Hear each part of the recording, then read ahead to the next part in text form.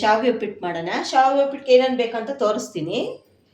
ಮೊದಲಿಗೆ ಶಾವಿಗೆ ಒಂದು ಬಾಕ್ಸಲ್ಲಿ ಅರ್ಧ ಬಾಕ್ಸ್ ತೊಗೊಂಡಿದ್ದೀನಿ. ಎಣ್ಣೆ, ಕಡಲೆಬೇಳೆ ಒಂದು 2 ಸ್ಪೂನಷ್ಟು, ಸಾಸಿವೆ, ಮತ್ತು ಈರುಳ್ಳಿ, ಕರಿಬೇವಿನ ಸೊಪ್ಪು, ಕೊತ್ತಂಬರಿ ಸೊಪ್ಪು, ಒಂದು 6-7 ಮೆಣಸಿನ್ಕಾಯಿ, ಅದಕ್ಕೆ ಕ್ಯಾಪ್ಸಿಕಮು, ಒಂದು ಕ್ಯಾರೆಟು, ಒಂದು ದಪ್ಪದೊಂದು ಟೊಮೊಟೊ, ಆಮೇಲೆ ಇದನ್ನು ನೌಕಾಲು ಒಂದು. ಇವಾಗ ಶಾವಿಗೆನ ಎಣ್ಣೆ ಹಾಕ್ಕೊಂಡು ಫ್ರೈ ಮಾಡ್ಕೊಳ್ಳೋಣ. ಹಚ್ಕೊಂಡಿದ್ದೀನಿ ಸ್ಟವ್. ಸ್ವಲ್ಪ ಲೈಟಾಗಿ ಎಣ್ಣೆ ಹಾಕ್ಕೊಳ್ಳೋಣ.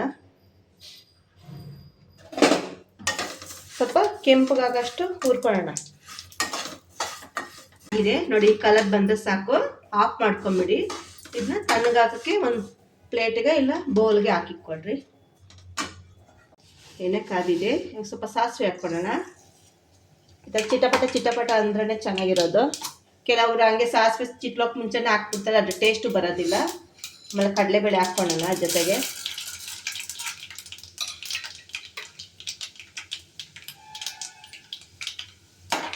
ಸ್ವಲ್ಪ ಕೆಂಪಗಾಗಲಿ.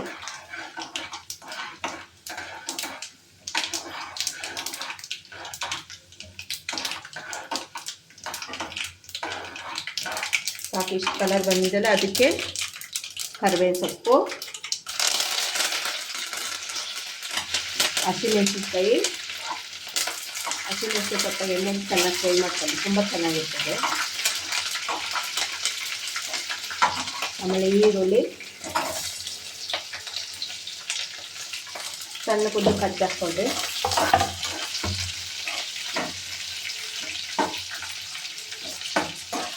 ಸ್ವಲ್ಪ ಕಲರ್ ಚೇಂಜ್ ಆಗಲಿ.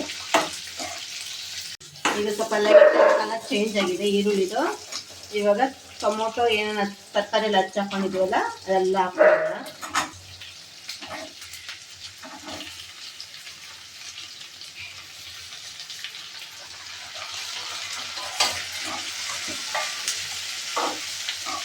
ಈ ಥರ ಒಂದು 5 ನಿಮಿಷ ಮಾಡ್ಕೊಳ್ಳಿ.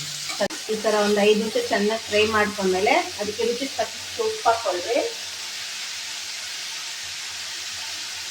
ಕಲ್ಲುಪ್ಪು ಹಾಕ್ಕೊಳ್ತೀನಿ ನಾನು.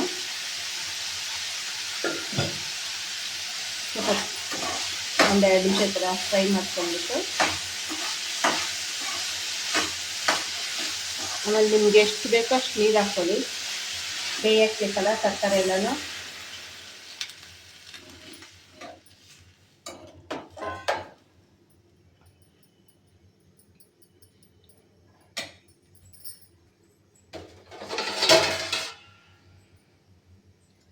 ಅದೊಂದು 10 ನಿಮಿಷ ಬೇಯಕ್ಕೆ ಬಿಟ್ಬಿಡಿ.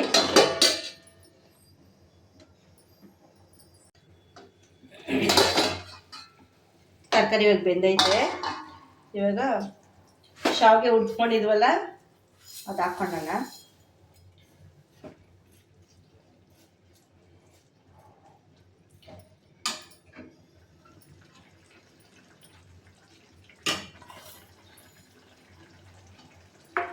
ಈಗ ಇದೊಂದು 5 ನಿಮಿಷ ಬೇಯಿಸ್ಕೊಳ್ಳೋಣ. ಶಾವಿಗೆ ಹಾಕ್ಕೊಂಡಿದ್ದೀವಿ.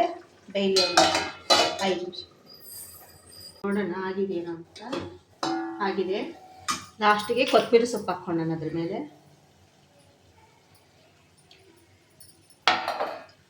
ಮಿಕ್ಸ್ ಮಾಡಿಕೊಂಡು ರೆಡಿ ಇದೆ.